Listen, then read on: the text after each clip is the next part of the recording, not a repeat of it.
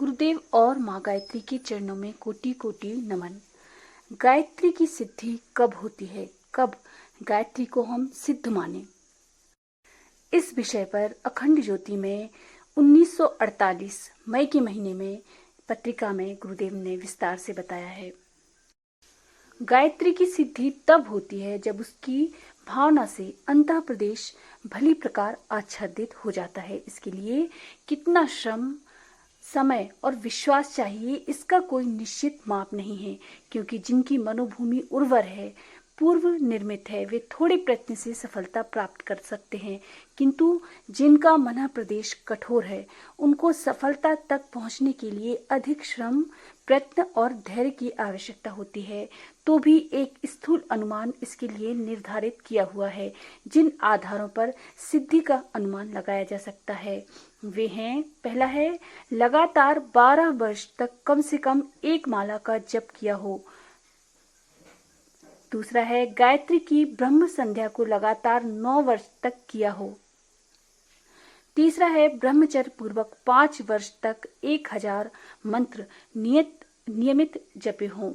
और चौथा है 24 लक्ष्य गायत्री का अनुष्ठान किया हो। पांचवा है 1 वर्ष तक गायत्री तप किया हो। इन 5 साधनों से गायत्री सिद्ध हो जाती है। इस सिद्धि से साधक वे सब प्रयोजन पूरे कर सकता है जो किन्हीं अन्य मंत्रों से होते हैं। यद्यपि मंत्र एक ही है, पर उसका विविध प्रकार प्रयोग करने से अनेक प्रकार के उपचार किए जा सकते हैं। गायत्री सिद्ध करने के बाद आप उसका उपयोग कई तरीके से कर सकते हैं।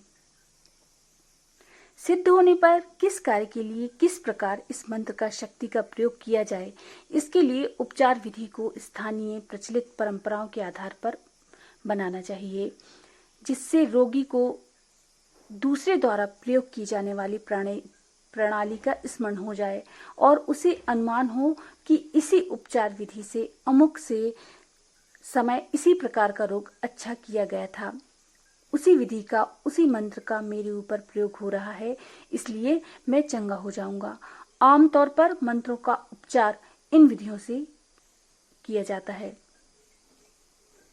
शुद्ध जल को हाथ में लेकर उसके समीप मंत्र पढ़ने से जल अभिमंत्रित हो जाता है।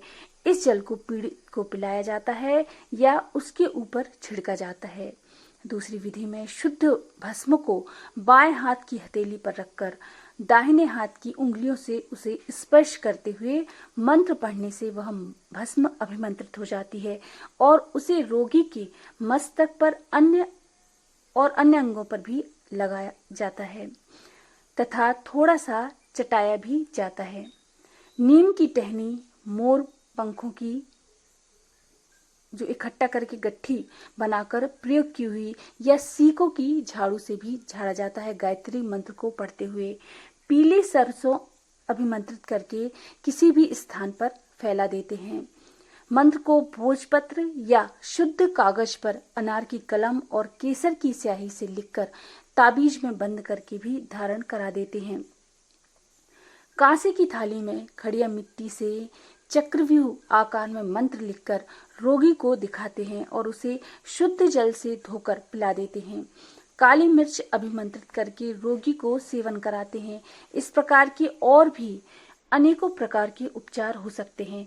प्रयोगकर्ता जिस प्रकार के कार्य के लिए जहां मंत्र के बल का प्रयोग कर रहा है, वहां की स्थिति के अनुसार उपचार विधि निर्धारित करना चाहिए। मंत्र बल शक्ति है और उपचार उसका श्रृंगार है। श्रृंगार का संबंध परिस्थितियों से होता है, इसलिए उसका निर्णय करना बहुत अंशों में प्रयोगकर्ता के ऊपर होता है। इस प्रकार के उपचारों में प्रयोगकर्ता की आत्मशक्ति का एक अंश उस व्यक्ति के पास पहुंचता है जिस पर प्रयोग किया गया है। इस नए प्राण को पाकर उसके शारीरिक और मानसिक शक्ति को एक नई सहायता मिलती है, जिसके बल पर उसकी चेतना पुनः जागृत होकर कठिनाई को पार करने में सक्षम हो जाती है। जिस प्रकार आपत्तिग्रस्त व्यक्ति को धन, बुद्धि, वस्तु या शारीरिक बल का सहारा देकर उसकी कठिनाइयों को हल किया जा सकता है, वैसे ही सफल साधक मंत्र शक्ति द्वारा अपने आत्मबल को दूसरों की सहायता में प्रयोजित करता है और फलस्वरूप दूसरा व्यक्ति लाभान्वित होता है। ऐसे प्रयोग करने में स्वभावतः प्रयोगकर्ता की शक्तियां खर्च होती हैं। ऐसा खर्च तभी करना चाहिए जब अन्य साधारण उपचारों से काम ना चलता हो। जिस फोड़े को 2 आने की मरहम से अच्छा किया जा सकता हो, उसे अच्छा करने के लिए मूल्यवान आत्मिक तत्वों का व्यय करना उचित नहीं है। कौतुकवश लोगों में अपनी विशेषता प्रदर्शित करने के लिए या साधारण बात से भावुक बनकर ये शक्तियां खर्च नहीं की जानी चाहिए। तो अगर आपको ये जानकारी पसंद आई है तो प्लीज़ लाइक करें, शेयर करें, सब्सक्राइब करें मेरे चैनल को। धन्यवाद।